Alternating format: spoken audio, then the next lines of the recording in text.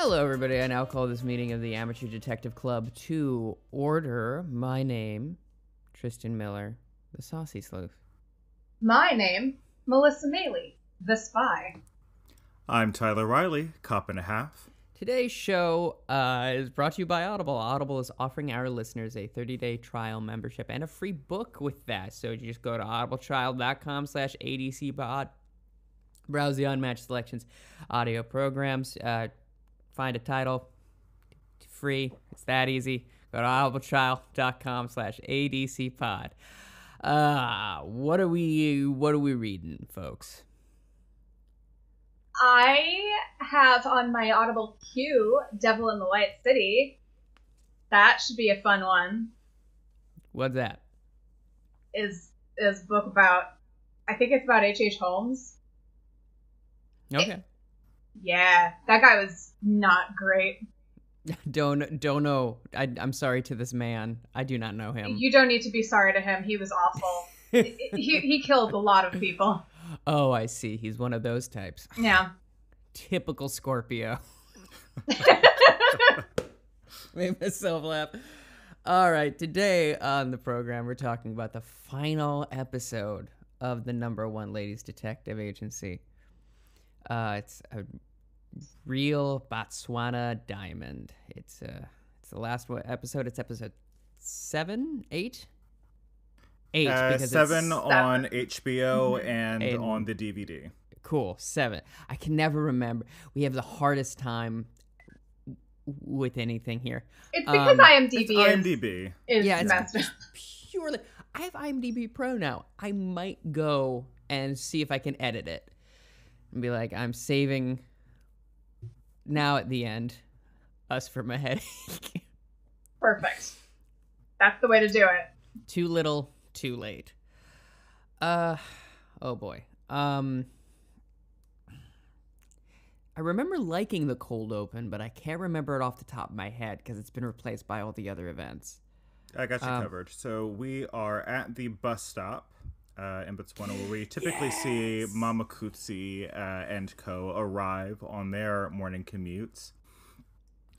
And we see Cephas Buthelezi awaiting the arrival of Note Makoti, the trumpeter and ex-husband of Precious Ramotswe. So we see him get off the bus. He calls Note over.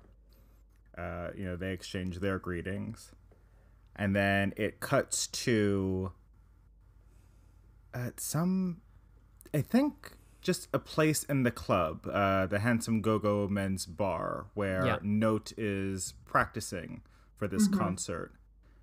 And as he's practicing, Cephas Buthelezi holds out his phone to record Note playing his trumpet on like, Maramwatswe's answering machine. We found that fresh new sound you were looking for.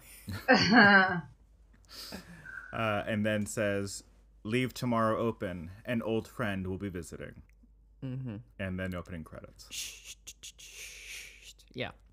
It's the most menacing thing. It's practically a death. It's practically a death threat. Like it's so upsetting. It's very effective. It made me very angry. Yeah, this guy's a real turd. As it turns out, he sucks. Like a lot. Very not even like. Oh, you kind of can get behind him. I mean, like he's a fun character because he's eccentric, but he's not. Like you love to hate him. Yeah. He's a real heel. Am I using that right? Yes, you are using heel correctly. Okay, good. Yeah. And the next scene isn't it like Precious's maid getting ready for oh my gosh, JLB to come over? It's so cute. So we've got these two counterbalanced counterbalance scenes of Precious and her maid getting ready for JLB to come over and tour the house. And then we have JLB and his maid Florence getting ready, kind of, for As only she can. Yeah, for Precious to come over and tour their house. And it seems like, well, it becomes clear what is going to happen is that they're going to decide where they're going to live when they're married. Yeah. And there can only be one maid. Yes, there can only be one maid. And Celebrity maid deathmatch. Florence and Rose. Yes. In this corner, we have at a 95 pounds smoking a pack of cigarettes, Florence. Yeah. And I mean, Madame Monsue's house looks perfect. It looks awesome. There is a full spread of food on the table. Amazing. Like, just, you know, it's very welcoming, feels very homey. Whereas JLB's house, like, Florence is, like, sitting at the table reading the paper, eventually, and he's like, hey, we need to, it's, like, real dirty. Can we please get on this? And she's like, yeah, sure, whatever. She turns the page. Because she's like, Precious has been over a bunch of times, and it's been fine. Why does it matter now? Because she doesn't know that he's engaged. No. And he doesn't tell her, actually. Yeah. And she's like, all right, well, whatever. And clearly does not like Madame Motsue to begin with. So she just does not care, and also has not been told what's happening. Yeah. So we've got these two homes, and it's like the winner is clear. But and it was interesting. It was so I've watched the series before, obviously. And it always struck me as so odd as to like why he was so hesitant to tell Florence about his engagement. Like, why are you trying to hide it? And it finally clicked for me when I rewatched it this time, or at least I made a decision in my mind where it made sense. Sure, yeah. So I don't know the intent. I think he's afraid to tell her because I think he knows that she's probably going to be out of a job. Madame Motsue is not going to put up with her BS. That's right. And he's a compassionate man, so he feels bad about it. Yeah. That tracks, because I couldn't quite figure that out either. Yeah. Well, he's also, I think, like, in general, a nervous person. And doesn't like upsetting anybody. And I think it's kind of like the extension of that as well. And just like coming from a place of like, oh, I don't want to give anybody bad news ever. Yeah.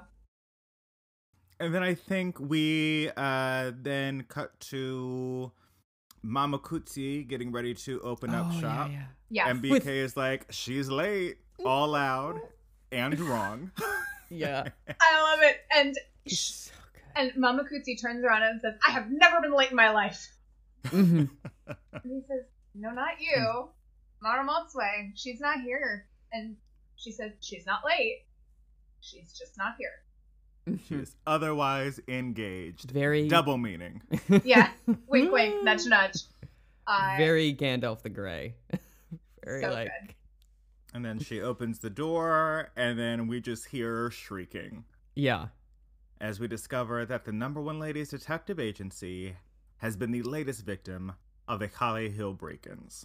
Yep. Bum, bum, bum. And she takes stock of what's missing. BK has, of course, come in because she's screaming. And so we get our favorite duo of BK and Mama Kutsi taking stock of this. And the colored chalk is missing. The cake and cake tin. Yes. And no money is missing, she checks. And then the her diploma.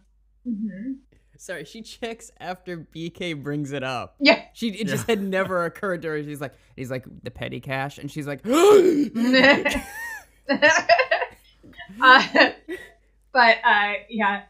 then she realizes that her diploma is off the wall, and she finds the frame is smashed on the floor.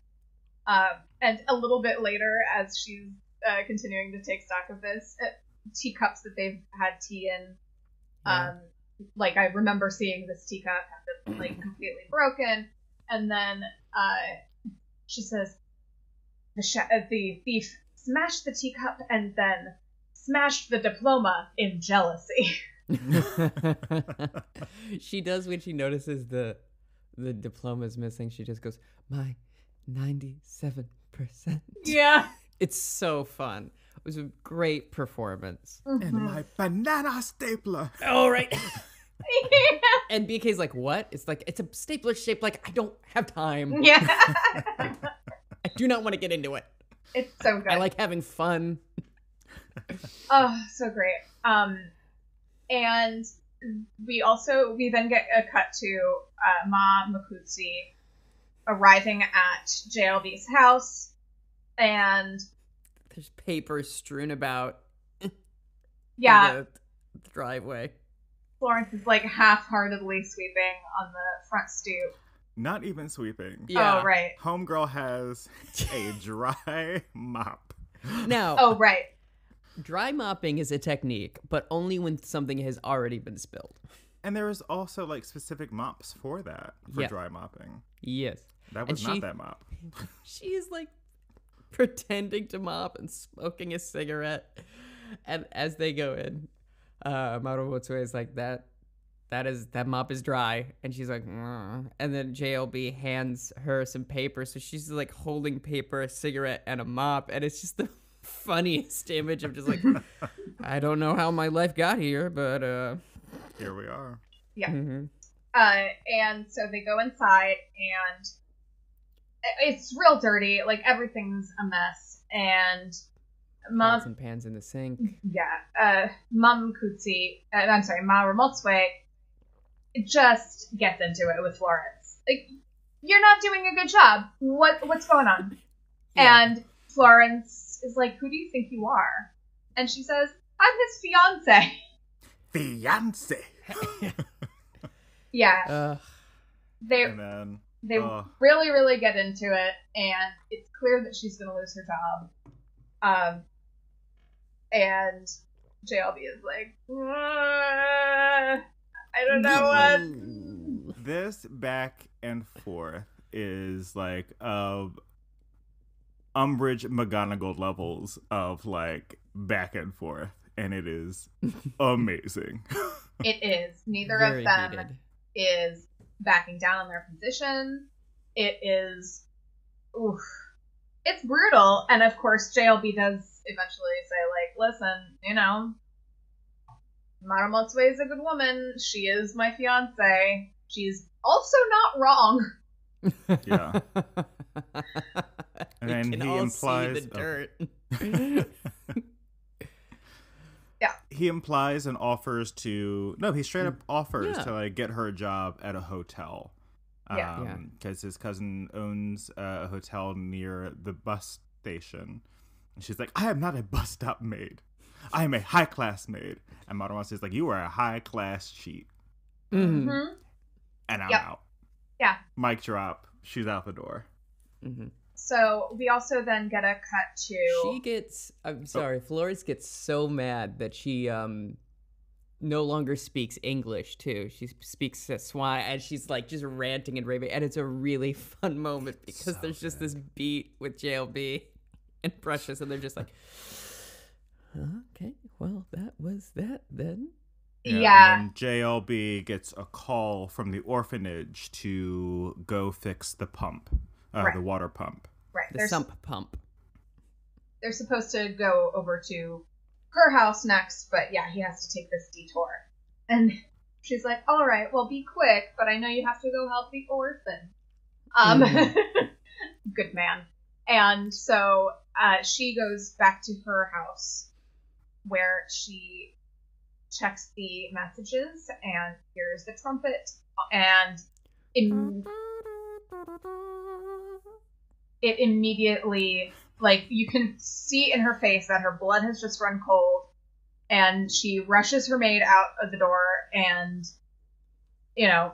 it's just like, I have become ill, I need you to leave. Okay, bye. So, JLB fixes the pump at the orphanage, and then comes back to Maro. Mhm. Before that, it's like a bit small, but significant to some other little bits in the episode later. He tells a woman, I can't remember her name, but it's a recurring small character, the woman who runs the orphanage. Mm-hmm. They're talking to each other, like he relays, how, or she congratulates him on his engagement. Mm-hmm. He's like, how did you know? And she's like, people talk. Like, come on. Yeah. Harmony's big, but it's also small in that Mm-hmm. way. And she was like, you need to give her like a big engagement ring. Like, you're engaged. Like, what's going on? And he was like, oh, yeah, we'll get to that. And you can kind of tell that he's nervous about his finances. And then later, one of the other orphans from an earlier episode comes by to like bring him water. And she's very interested in how things work. And it's very sweet and it's a very fun scene. And at the end, he's like, you're a modern girl. Do you think a woman needs like a big fancy engagement ring? And she's like, yes. And one that is 50,000 pula and no less. That all ladies agree. It's just like, yeah. All right, well. That's right. This little girl is my hero. I love her. She just knows exactly what she wants. And so JLB goes back to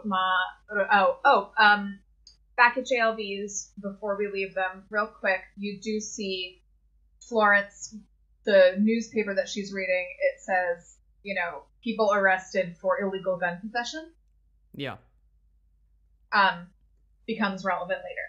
And then, back at Ma Ramotswe's, JLB shows up and she's like, I'm sorry, you have got to leave. We have to do this like another day.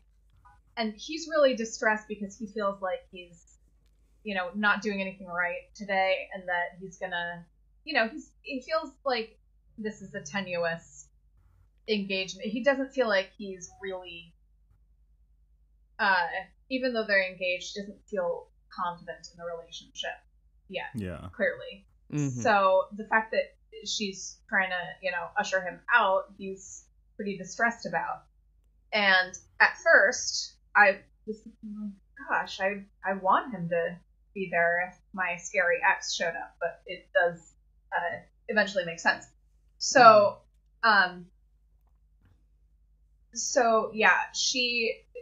he says, I understand that you're not feeling well, but let me buy you an engagement ring. Let's go get an engagement ring. And she's like, okay, and then you'll take me straight back here? And he says, yes.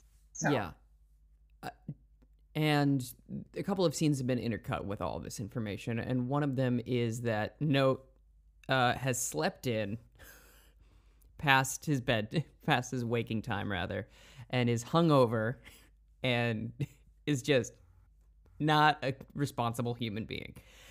And then the second scene with Note, they are rehearsing for tonight, and he is asleep in his seat and has missed his cue. He is fully not present in any way, shape, or form. There is something going on with this guy. So, and we also find out that, unfortunately, Note is a bit of a cowboy. He rides the white horse, if you know what I mean. Yes. Mm-hmm. Yes. Mm-hmm. That's the street name for heroin.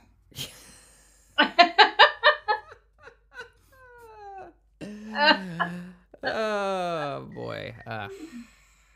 Yes. Then they go to the jeweler's, and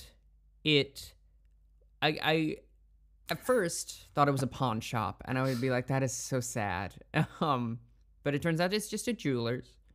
Yeah. It has a very good name, as all of the businesses do. Do you recall the name? I do not. Mm-hmm. Ah, dang. Oh, you don't either. Yeah, no, like I was hoping it wasn't like a teacher's rhetorical question of like, now class, do you remember? No, we can spin this. To our listeners, the first person to respond with the correct answer on our Twitter or Facebook page receives will get a prize of some sort. a surprise. Yes, it will a be customized voicemail with me playing the trumpet. So get those answers in, folks. Yep. Do you have, You. Tristan, do you have a handy trumpet? No. Good. Okay. Yeah, no. I'll figure it out. All I'll figure right. Uh-huh. Oh, okay. You yeah. have a mouth trumpet. Oh, I thought you were in Apple's Garage Band. Yes.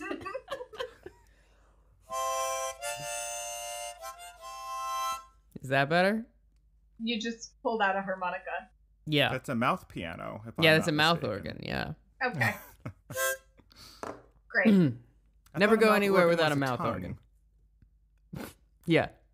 I think both things. We have many words. We have the same words for many things. I know. You know, jest. like ding dang it. So I there's can't a remember jeweler. anything right now. They're Shout at the out the jeweler. Yep. And I think know her. they're trying to sell them on a great big engagement ring, and she says, I don't want anything like this. This is too much for me. I just want this tiny little thing over here. And Because JLB does gawk at the price. He's like, what is it, like 10? 90,000. Yeah, 90,000. Oola. yeah.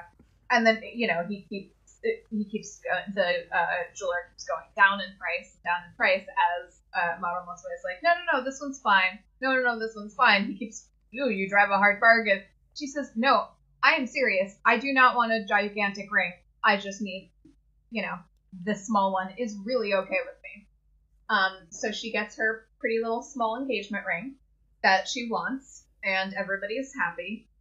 And as he's taking her back home, JLB says, I love you. And she says, I am glad. Ugh, and it Ugh. stings me in a place that is all too familiar. Oh, no. Ugh, love unrequited.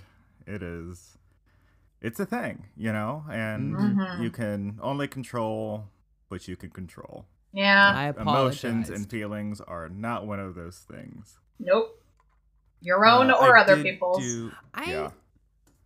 I don't know if I agree, but that is a different time, a different subject. Okay. Or we can get into it now. I'm more of an Amy March, is what I'm saying. I don't get that reference. I did Little look Women. up what. Oh, yes. Yeah, I'm Yes, just yes. squinting at you because that's. I don't know what. I don't understand the thread. But okay.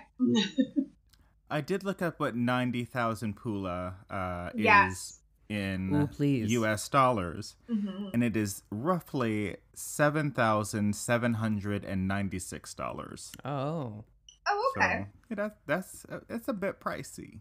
yeah. Yeah. Kinda- Like what? As someone who is not, anywhere close to being engaged, hit me up on Twitter and Instagram. it's at it's Tyler Riley. Send Like, feet what- pics first, like, and what we'll go is from it? there. Okay. Do I have a running bit where you're into feet where you I blatantly? don't know.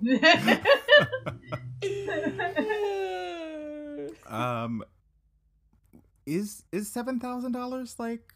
Is that on the high end or is that kind of average? Like, I have no idea. Does anybody know? Okay, I'm Googling. a little bit. It's certainly not on the high end. You can get some real pricey engagement rings. Oh my goodness. It's Oh, is this like lower end? It's slightly above average. It's the average is 5,900. sounds about right. Yeah, which is You better be happy with the ring pop in my affection. Good Lord. you better be happy with a replica of the one ring from Lord of the Rings that I've had since I was 12. It's a bit rusted, it's a bit busted, but so are my teeth and my love for you. Hi, I'm Tristan Miller. Call me at 555-1717-294. Not a real number, I mean, those are real numbers. You can't call They're not imaginary numbers we haven't gotten into, like, -17 or whatever.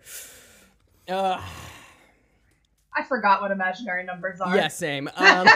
It's not -17 is not an imaginary number, but whatever. 11T is imaginary, right? Like, it's Yeah, made up. sure. Yeah. It's non-existent. Yeah, it's slang. It's what the Utes say.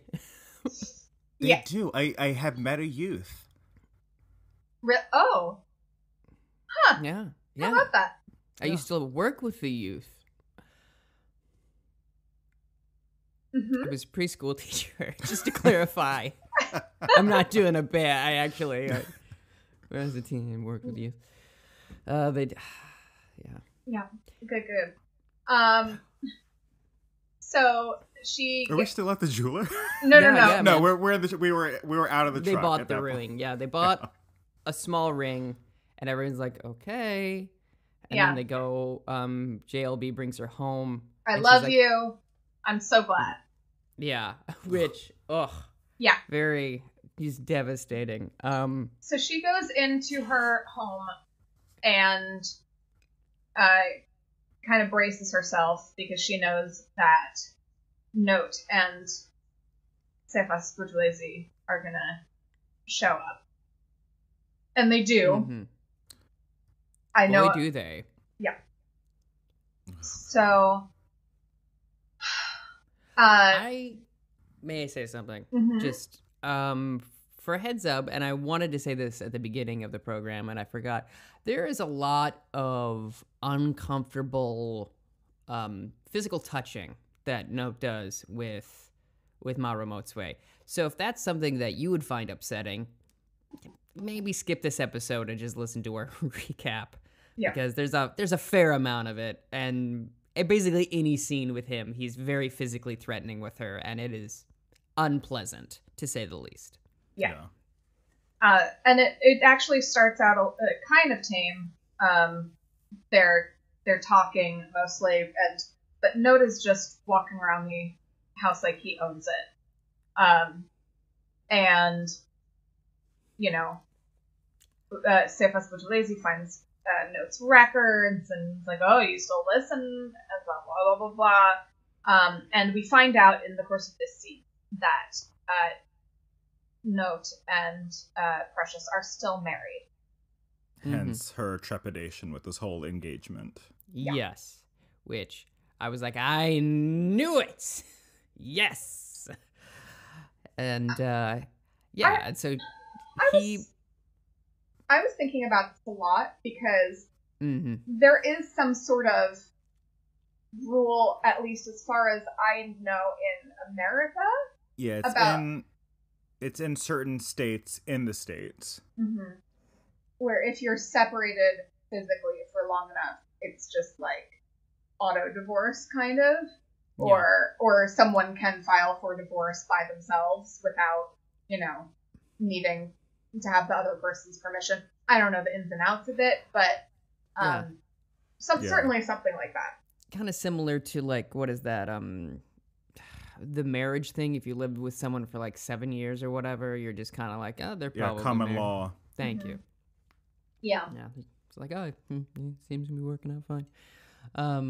But yeah, so they are still married, and he demands that she pay him money. He's blackmailing her. Yeah.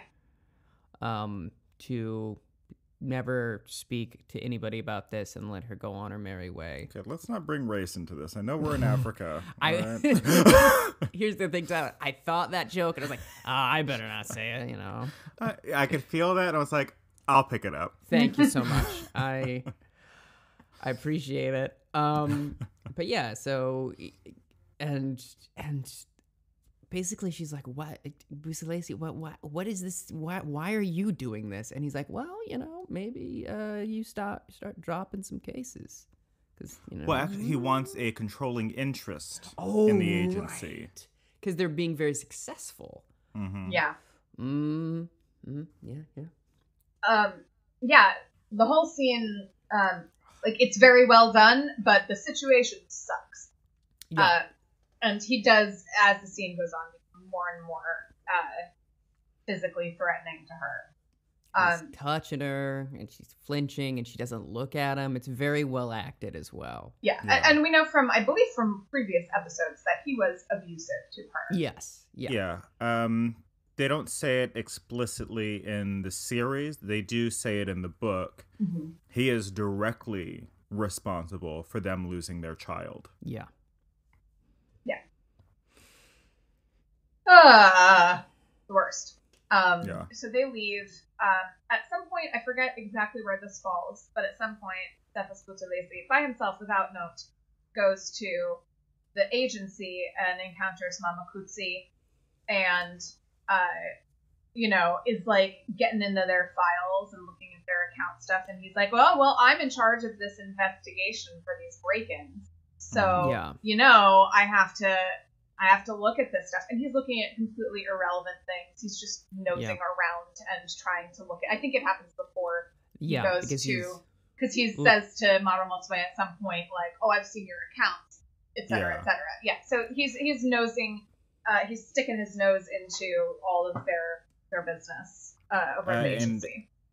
The preceding cause of that was when he was trying to wake up Note. He gets a call from Mr. Patel. He calls about the agency being broken into this time. Yeah. Oh, okay. Regardless. So Mr. Patel is nothing if not thorough. Yeah. I really like Mr. Patel. He's misguided, but his heart's in the right place. He grows on me. We'll get into it. So, yeah. Mama Kutsi and JLB, who go to Maru Motsue's house to like figure out what's going on with her. Yeah, that's right. And Rose is there. Yeah. They're at the door talking to each other, and then Rose rolls up with a pot of soup and just like, she's gone? I knew I made this soup for nothing, but I had to be sure.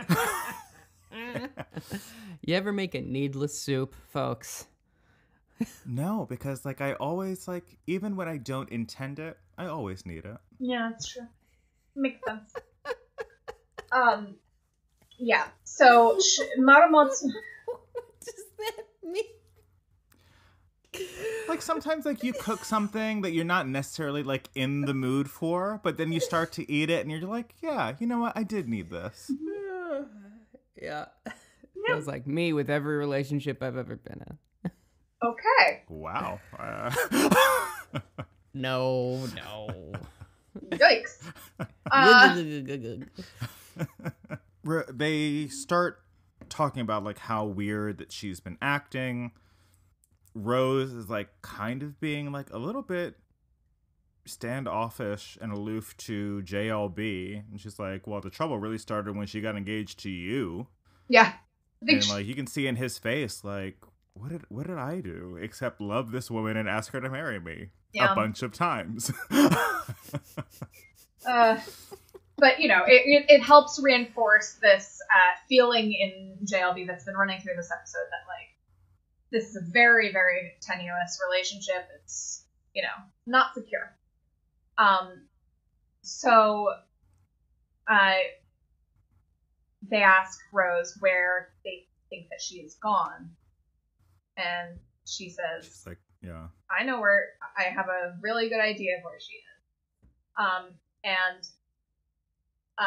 How does Mama Kutsi get JLB to drive her and go by herself to meet her?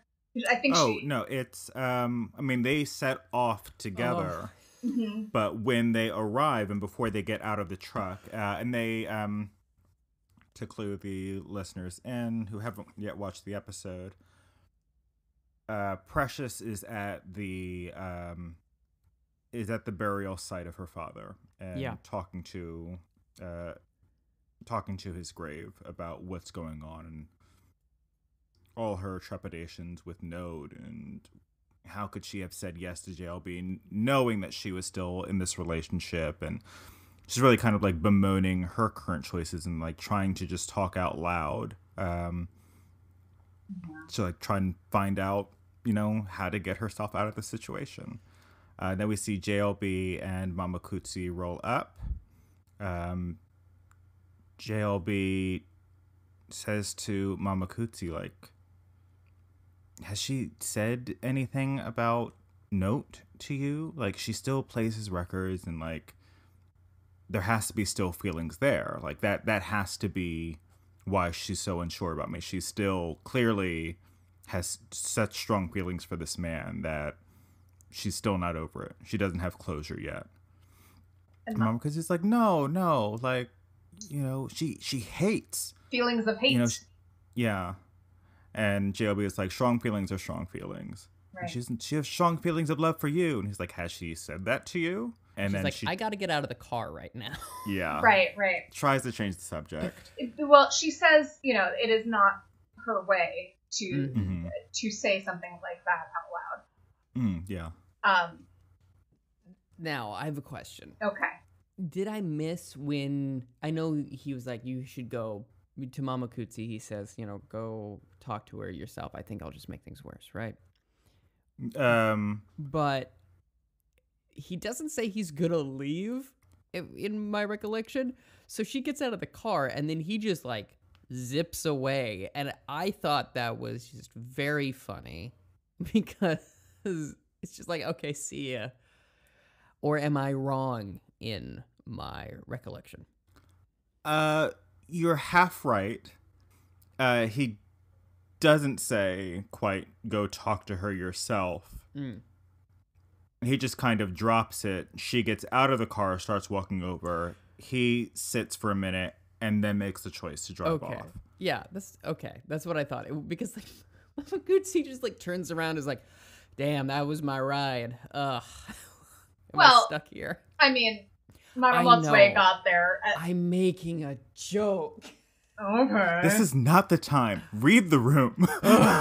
You know I can't read. I'm dyslexic. It's hard for me. Yeah.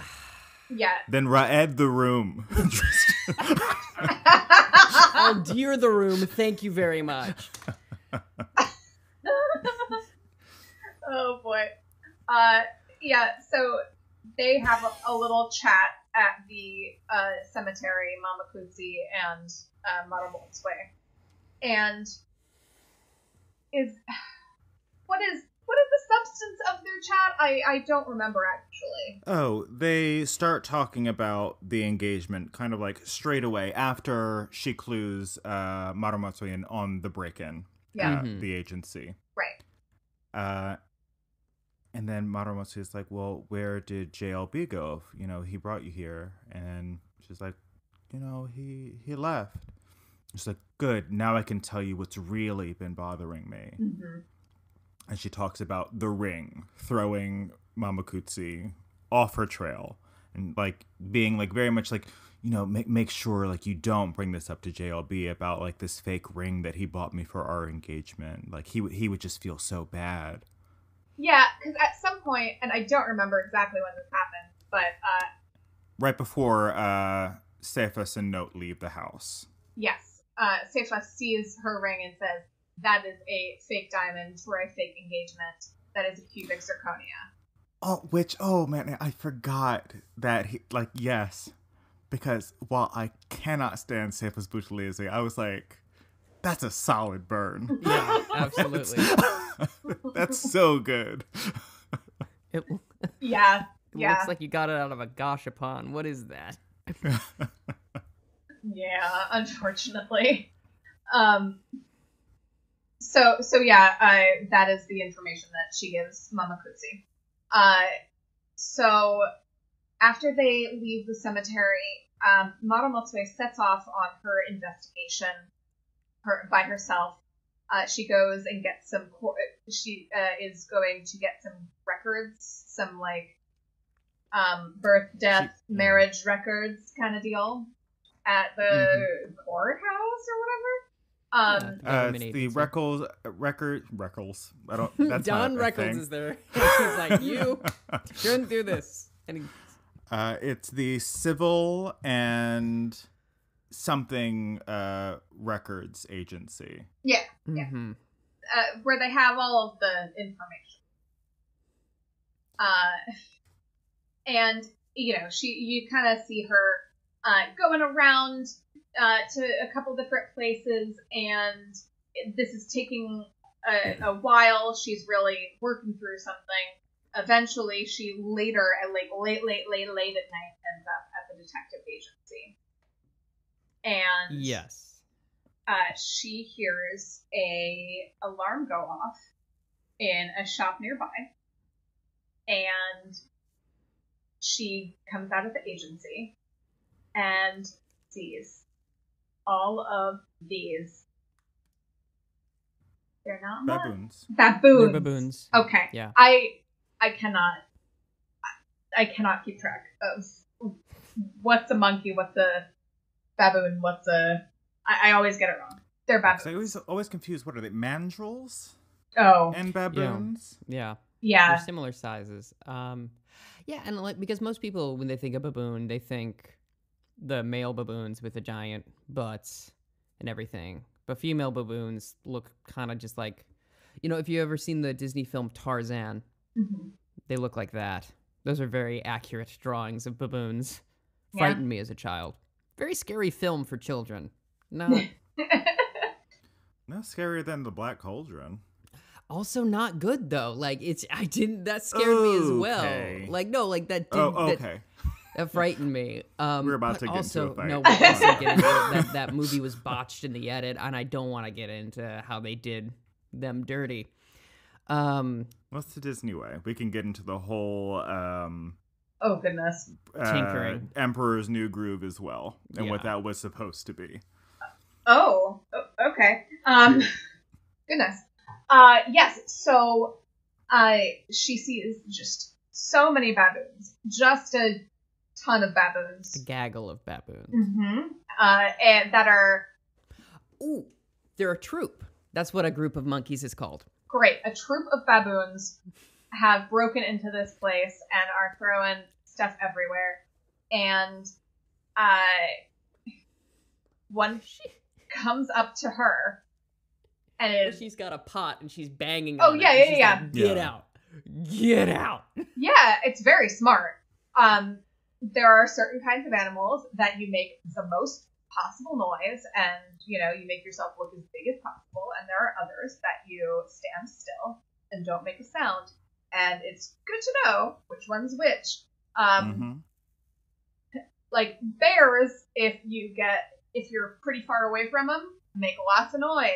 If you are near them, stand still for a minute until you get a little further away. And Or you bore them to tears, apparently, even if you are close to them. You start asking about their life and telling them a little bit about yours, and they just run away. It's whatever. I'm fine. all those bears. If I was near a bear, all I would do is start making peace with the Lord. That's all I would do. I would just be like, I'm good, I guess. I'm done. That's fine. I've had a good run. In all seriousness, though, I've had pleasant experience with bears in the wild. Oh. Mm.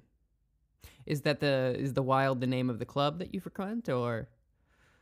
Oh yeah, I keep forgetting that that's also a thing. Yes. For the gays, right? Yeah. Yeah. No, Yeah. but I'm talking about actual brown and black bears. Yes. No, and also, guys, if you need to look up how you approach bears, don't what I just said. Make sure you check my work, because I'm doing this. Getting mauled, but Melissa said. Yeah. You get a lawsuit from beyond the grave. This is not my my expertise. His last dying words were, but Melissa said that this is what I should do. Yeah. This is Grizzly Man 2. Never listen to the tape. I've never... No. I've seen footage of Werner listening to it in front of someone and going, you cannot listen to this thing. Yeah. Oh boy. But yeah. So, yeah, she encounters one, and she says, out loud to one of these baboons, I will not, something like, I will not let you intimidate me. And, you know, she says at one point, you think that I should be afraid of you? You should be afraid of me. Yes. And then starts after it and chasing it away. Yeah, and like bares her teeth and hisses at it. And it's like, oh, well, drat, I gotta get out of here. Look at the time. 23 skidoo. Yeah. So she has now solved the break-in. And what a baboon for the agency. Whoa! Oh. Yeah? Uh-huh. Yeah. And she immediately gets inside the agency. It seems like it's about 2 o'clock in the morning or something like that. And she calls Mr. Patel. And I love this moment. Oh yeah, he is very, he has clearly been woken by this phone call. It's like, who is calling at this ridiculous hour? Oh, Maramotsue, how are you? It's so fun. Yeah, it's great.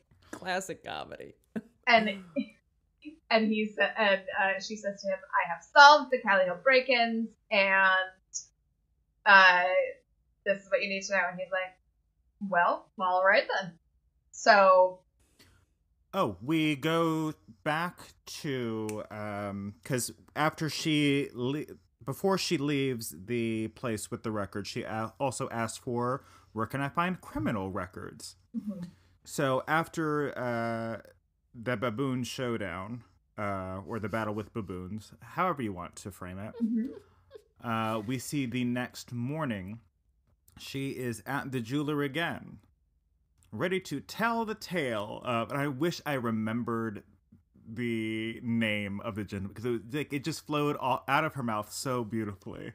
Because she confronts him about like what cubic zirconium is and how like it's sometimes used as a diamond substitute, and like he's like, that's hinting cool. That it doesn't have anything to do with me though.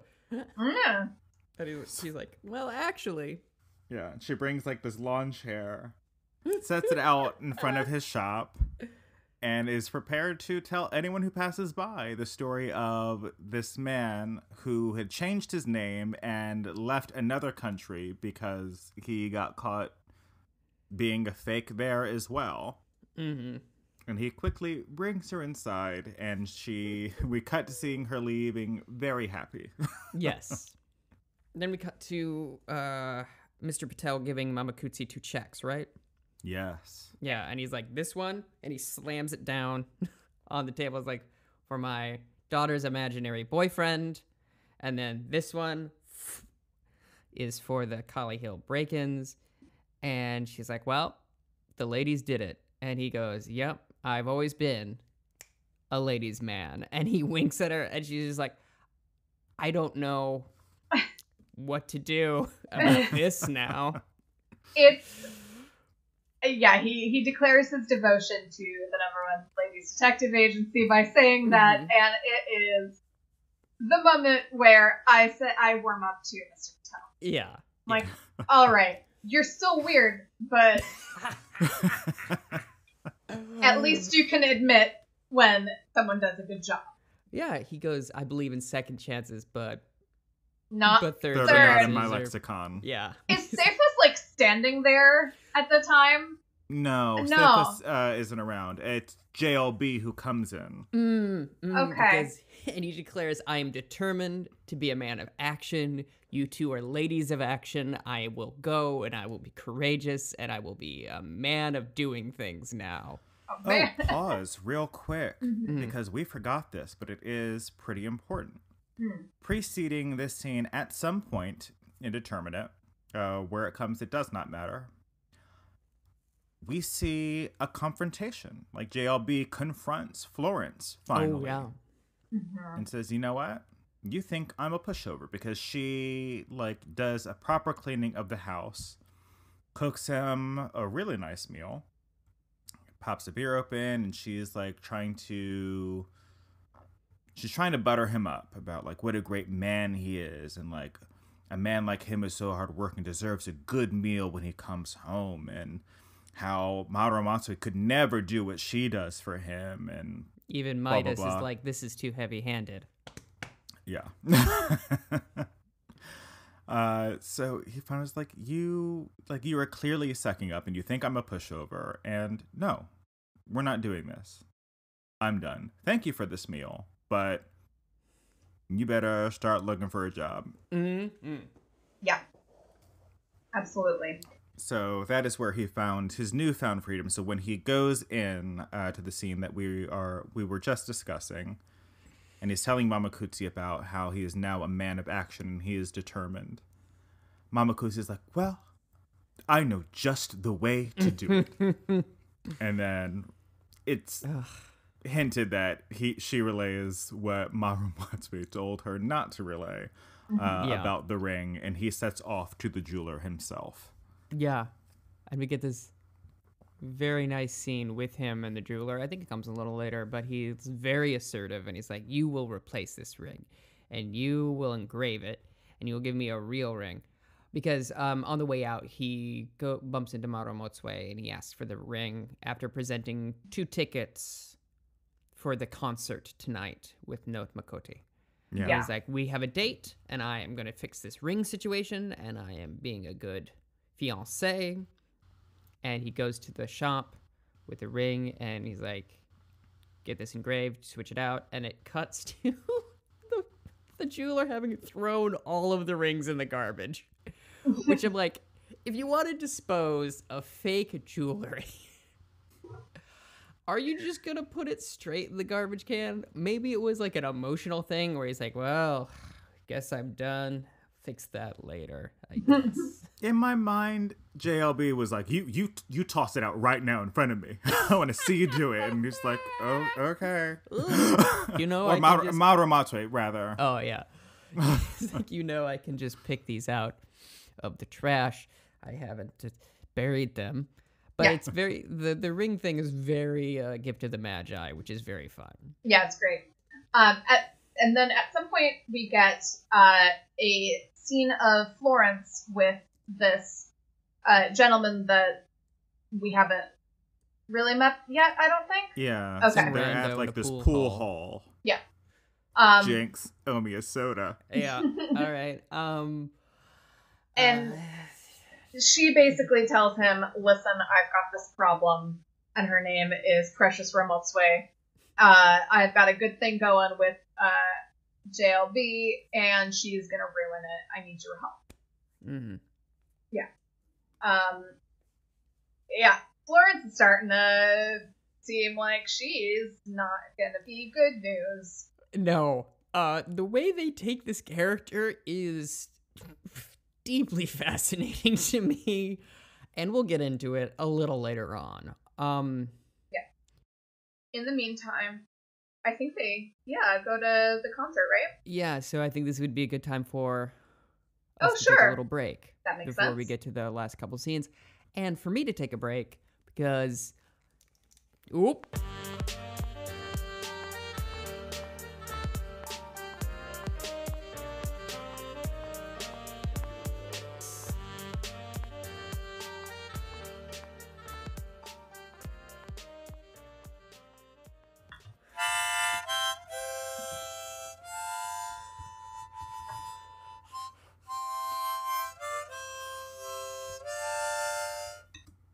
That's right, everybody. It's time for the ad break. I did not know you were going to do that, and I was not looking at Zoom. Welcome to the ad break. Hello, everybody. Thank you so much for listening to this episode of Number One Ladies Detective. That's not what we're called. The Number One Amateur Detective Club.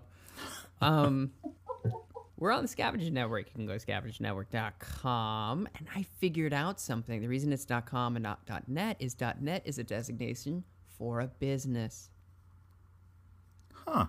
Yeah. Okay. Yeah, .com is for personal, .net is for business, and .org is for organizations. I think you can have a .com for anything, though. Like, and should. I want a .us. .gov. I want I want .edu, .ca, .edu, .mob, .jlb.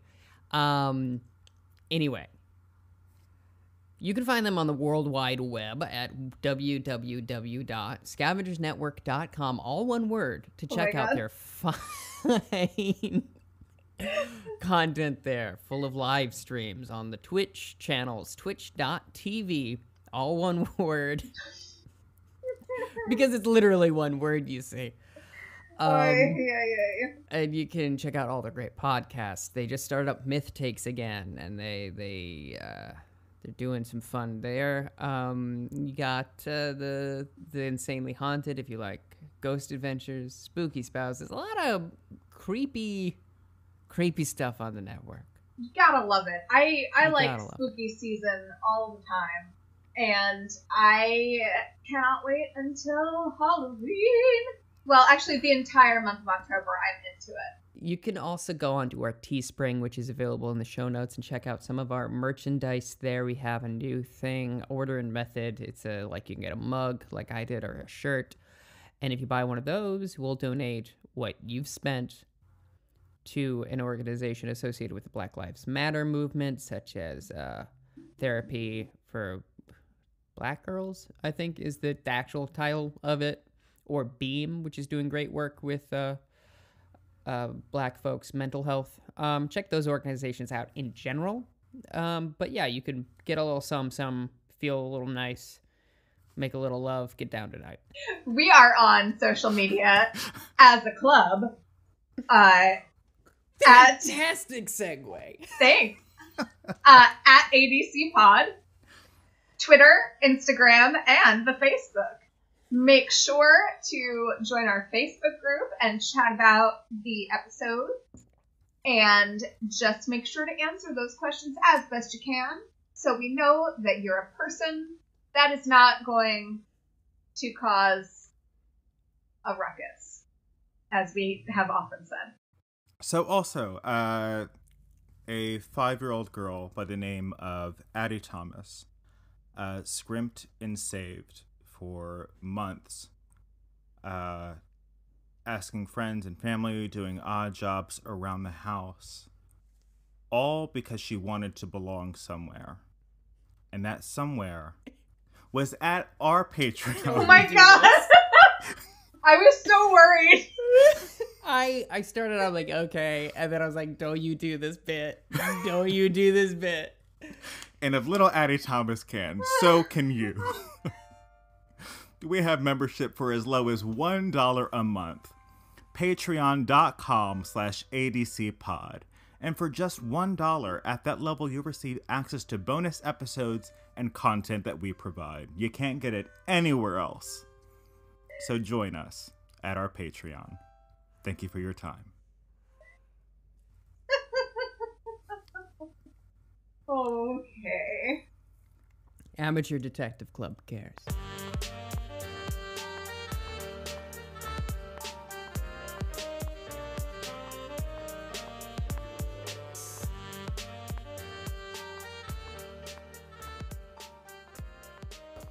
Oh, are we back? Yeah, we're back.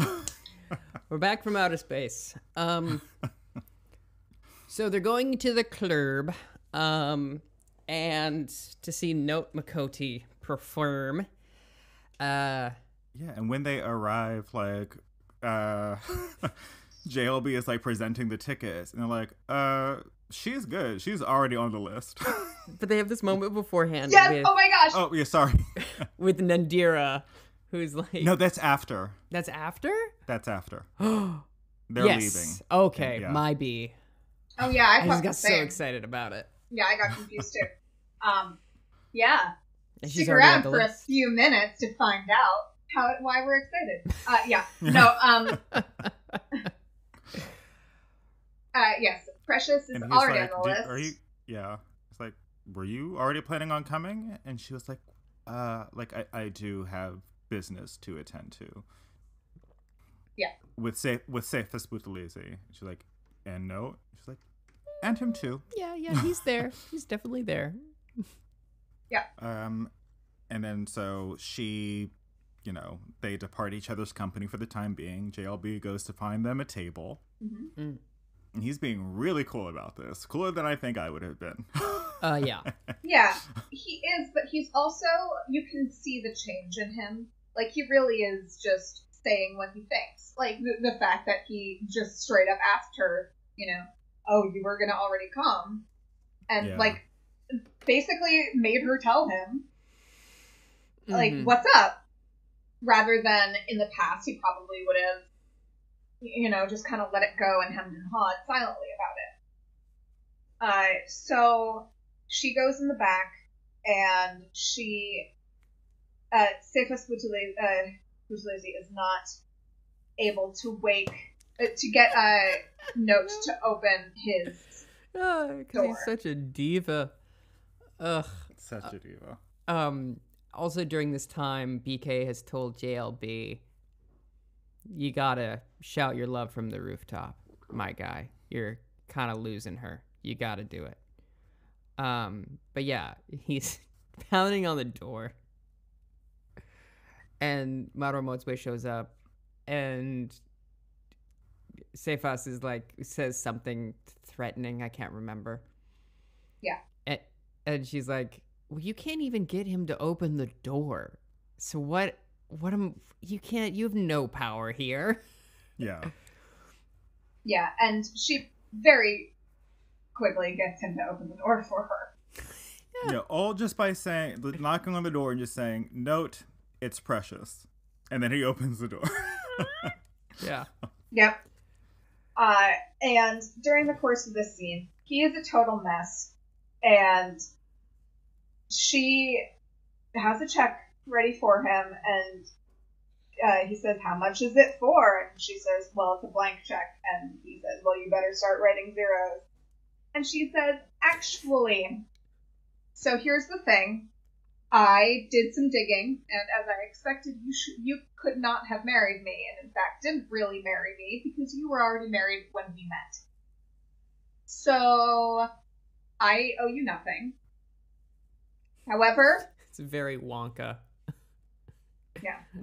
You get nothing. And she finds his heroin and says, this is what you want the money for? Like, are you serious? You are wasting your talent. You have something that, you know, other people would die to have. This is, you know, your gift. And, you know, she pulls up his trumpet. She's like, I'm going to give you some money, but it is for this. Not this, the heroine. So she is a much better person than anyone would ever need to be in this situation. Gives him some money and says, use this for your art. But then she's like, and we're done now. Goodbye. It's great. It's a really good scene. She does an incredible job. The writing is great. And she then goes back and oh boy. We see the owner of the Handsome Go-Go Men's bar on stage. He was someone who was raised at the orphanage. And we also, like, learn a little bit more about JLB. Like, it's not, like, overstated. Mm-hmm. But, like, it's mentioned by the gentleman who owns the club that, like, JLB does all that work at the orphanage for free. Yeah. And for that reason, like, he, you know, feels like this is, like, a small way to kind of repay JLB's kindness by, like, giving him this time to, you know, kind of take the mic to say his piece.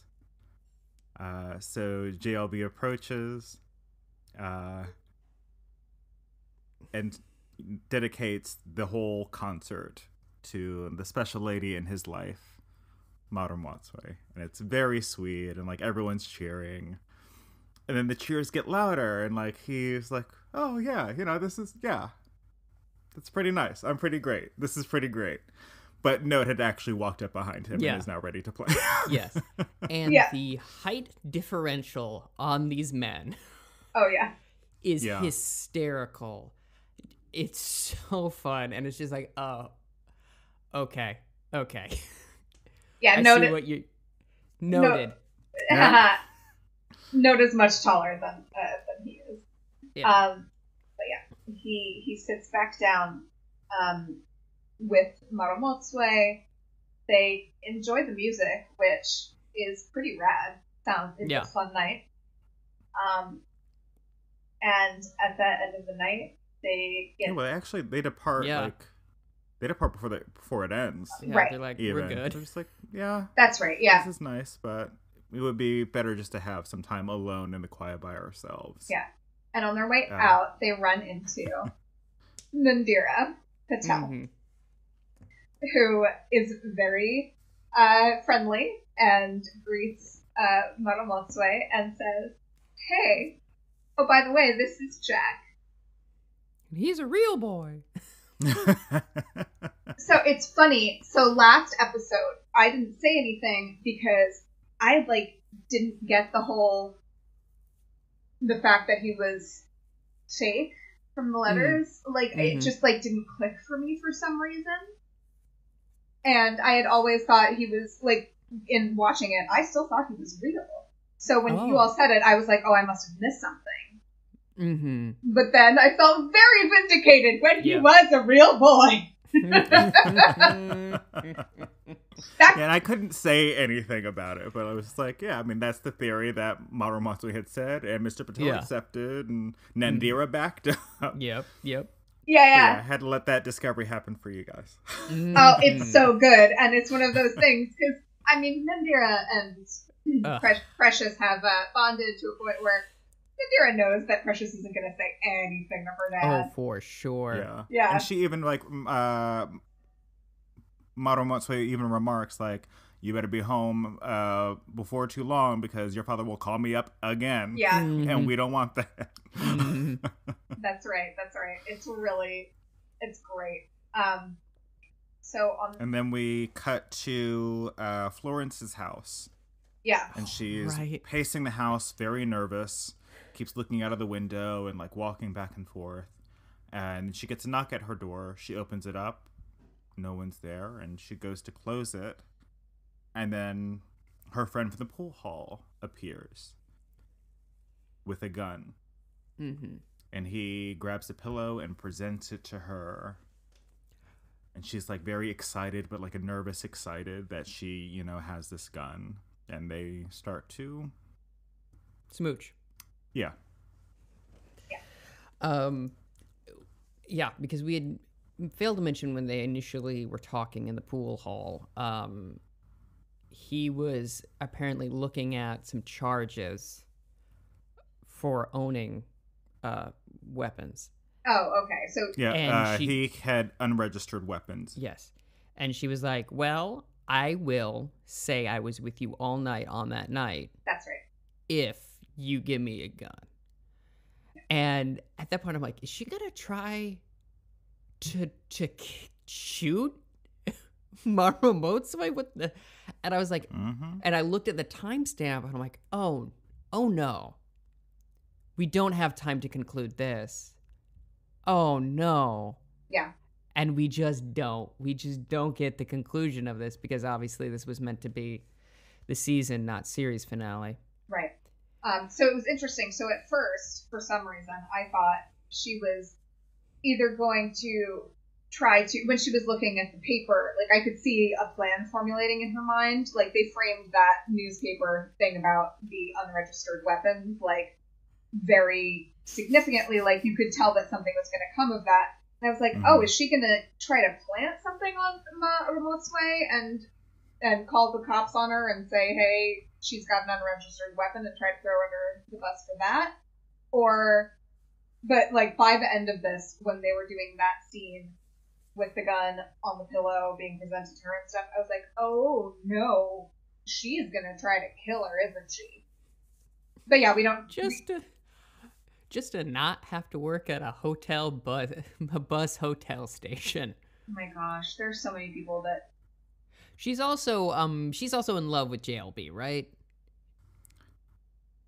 Or something. It's unclear. Yeah, it is. Unclear. She is very comfortable with her situation. Is all that we really can surmise, and we also don't know what her plan with the gun is.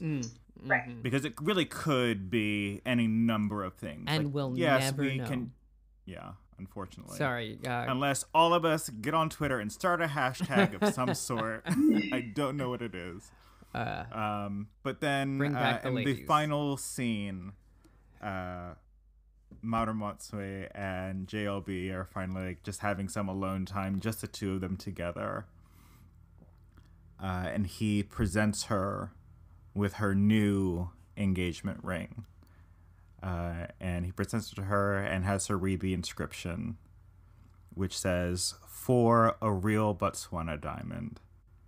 And it's super sweet. She finally says aloud, "I love you, JLB." To which he responds, I'm so glad. and it's perfect. Because it has because the meaning is very different. Mm-hmm. Oh, And God. It's that's so the good. end. That's the end. That's all we got.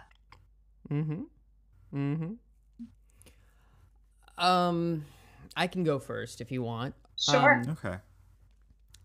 I give it a 4. Not my favorite. There's very little detecting in this, which is fine because like they need room for all the character stuff. It was enjoyable, and the main reason it gets points up, I almost gave it a 3, is because, and this is not the episode's fault. It's just there's no conclusion, like as if formulated as like a structure, like. It's just a bummer that there's no more of this show. And like that feeling that you get when you're like, well, that it's just not satisfying in a way, knowing that there was supposed to be more, if that makes sense. Yeah. The moment with JLB and Precious is great.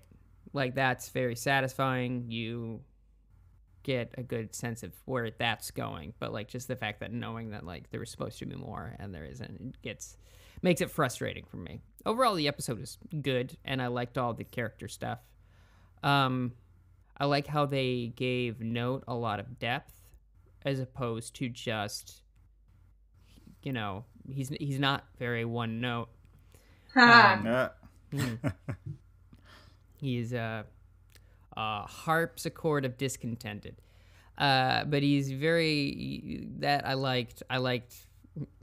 Like all the characters are very, very strong. Even Rose and Florence, like very strong performances from everyone around. But yeah, I give it a 4. It's good. It's not my favorite, but it's good.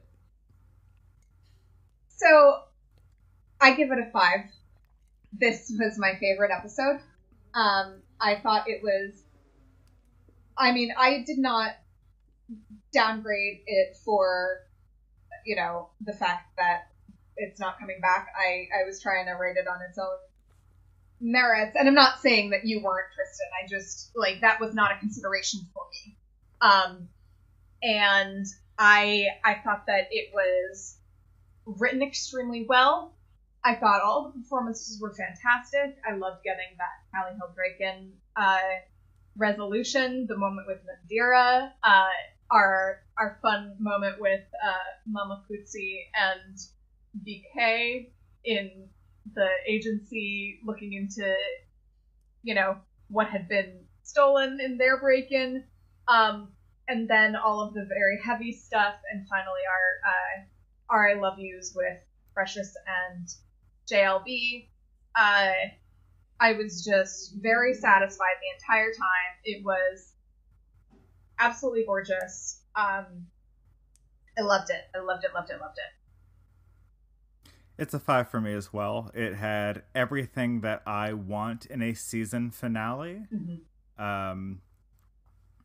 And like it tied up some of the loose ends from the season that we had. And the way that they brought back as many characters, recurring characters and previous characters that they could, to the point where like that it made sense. Like we got to see Wellington. We got to see the other girl from the orphanage. We got to see the orphanage, headmistress, for lack of a better term, Mr. Patel and Indira, and we got to see enough closure, and we also got to see, like, for the final time, some of like the real mainstays of the season, the people that really impacted the season as well.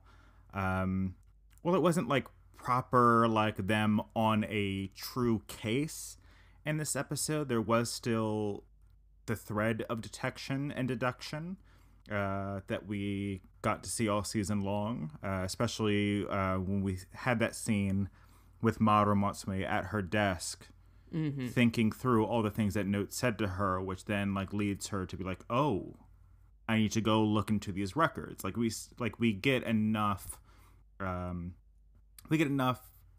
of detection. Like, it's not the proper detection that like we've grown accustomed to and that we kind of want in a detective show, but it still, it still made sense, and it still was able to provide enough of a plot and through line to these characters that we kind of came to grow at least fond of. I love them, but I don't want to speak on. Oh no, they're everyone's fantastic. Yeah. So yeah, it had everything that I want in a season finale. Enough things tied up, but also enough suspense for me to want to come back and watch another season of a show. Yeah, for sure. Yeah. Yeah, I agree. I did like the that scene you were talking about with her sitting at the desk working through everything. They do some voiceover there, and I was like, I understand what they're doing because they're really like leading the audience along with, but it was just like, I would love to see that scene just without the voiceover to see, because I think it would have worked anyhow, if that makes sense. But yeah, I think there's just not there's like a case, but she's her own private eye in this one, if that makes sense. The case is her own life, which is very cool to see. And she solves it. Yeah, she does. Yeah. She solves her own life. Yeah, it's great. And I mean, the thing is, this is not a show like Poirot, as we talked about before, where, you get your case of the week. I mean, you do, but it's not in the same way. It's very much more driven by these characters, and we're following these characters more so than we're following the case is not the main point. The case is something that they do for work, as opposed to the entire reason we're here. We are here for Mara Motswe and Mamakuzi mostly. So. Yeah. Now, what would you give the series overall? Well, what's the... Well, I guess it's a 10. Okay. I mean, it's all the same, really, isn't it? Sure. I mean, it's just a... Because if we're doing, like, fractions out of 5, like, it's the same sliding scale, like, whatever. It's pass-fail. No. Pass-fail. I mean, I think I'd give it, like, a 9 as a series, a total. It's great. It's super well done. And I think in this case, I am kind of maybe taking out a little bit for the fact that it doesn't get a resolution, which is not its fault, but, it cannot be a complete series unless it's complete. So, and it really wasn't. I mean, it just does stop. We just don't get a resolution. Yep. I'd give it a 10 out of 10. Like, I could sit down and watch the entire series like in a marathon style tomorrow and be just as excited to do so. Yeah. I also give it a 10 out of 10. And basically, it's like I joked about pass fail, but it's like, would you recommend this show? Oh. And like, yeah, the answer is yes. And I think I enjoyed myself enough to like, at no point was I angry that I watched an episode. Does that make sense? Yes. Yeah. Absolutely. At no point was I like, oh, that was just terrible. Which we've gotten some clunkers even like with Poirot and stuff where I've just been man, I truly regret having to sit through an hour and a half of this show. But it's really solid. And like, we've talked about this before, and it's also only like 7 episodes. So like you can sit down and watch all of it in a day, and that's great. Yeah. I mean, the performances, sorry, go ahead. I mean, and like just to kind of talk a little bit, like we've talked about how like television has changed, and it's like we don't really, unless you're like CSI, you don't get like a thing of the week much anymore. There has to be more of a hook. And I think, you know, The Sopranos and Mad Men and Breaking Bad changed all of the like way we approach television. And I think it's a really great combination of a great balance of like traditional, you know, whodunits with like a drama. It's also a very funny show, which is Yeah. great. I mean, it's like the acting and the writing is consistently excellent. Excellent. Like, I cannot think of I cannot think of a clunker. You know, there's just nothing. Yeah, everything is consistently good in this show. Yeah. And Jill Scott and Anika Noni Rose are particularly perfect in their roles. I mean, they're just so good. Yeah. I would say the closest to a clunker you get is that pilot. And the only reason it's that is just because it's so darn long. Like, yeah, it's just like, I remember watching it and being like exhausted by it. It's long, and it doesn't quite strike the same balance of, as far as I can remember, of the humor along with everything else. I think that, because Rich commented to me at some point that was a little bit difficult. Like, the inn is a little bit difficult, I think. Probably also, unfortunately, for an American audience, like, you need to, like, kind of warm up to it a little bit. Because it feels, it has a different feeling. There's a little bit of, you know, terminology and, like, you need to develop a bit of a lexicon before, but once you're past that and settled in, like, it's an absolute delight.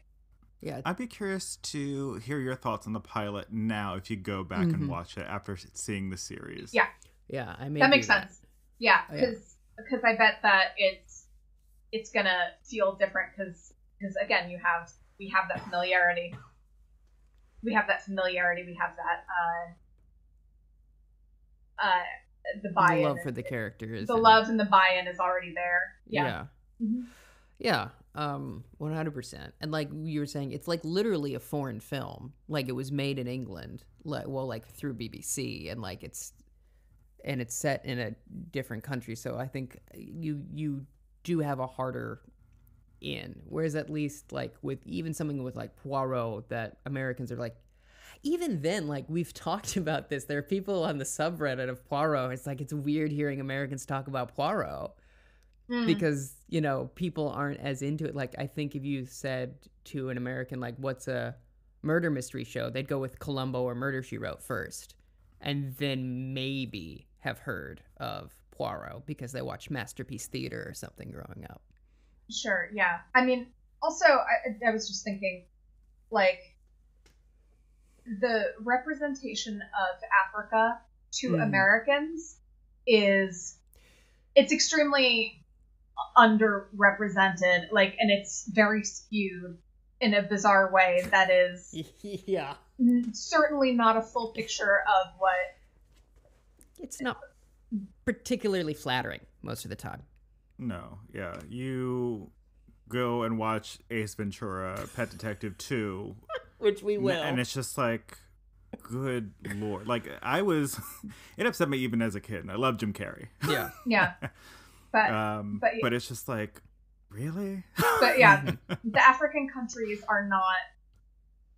First of all, you know, there's kind of like an overarching Africa idea that is, you know, and it's like, it's an entire continent. All of the countries are very different, and like, I know that I am certainly still, you know, adjusting and learning more about the different countries and whatnot, and this has been such a delightful look into Botswana for me, and, you know, has helped awaken my understanding a little bit. Yeah, it was only a couple of years ago that I found out, like, the true size of the continent. Like, the United States could fit into the continent of Africa several times over. Oh, sure. Yeah, our maps are severely skewed. Yeah. No. And, like, I didn't know that until like a couple of years ago. And it's just like, oh my gosh. Yeah. Yeah.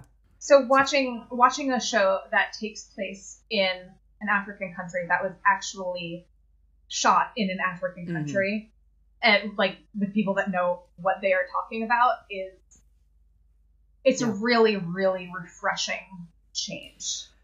Yeah, I had never heard of Botswana before we read the book or saw the series at all. I was completely like, I'd never conceived of that as a concept. But yeah, 100%. And like, there's been interesting talk about like, there's this, if you look at popular films, every time they go to either Africa or the Middle East, there's this weird color grading thing they do that really like, it's almost sepia tone. And it makes it look dirtier and grittier and grungier. And you rarely see Africa as like, this is a normal place where people live. They have their businesses. They have, you know. So it was really, as you say, refreshing to see that. Yeah. I mean, even just in the last episode, we get, you know, a strip mall. Like, oh. Oh, yeah, yeah. There's a movie theater. Right. Like. Yeah. And it's like, of course, but it's not what we think. As you know, stupid Americans.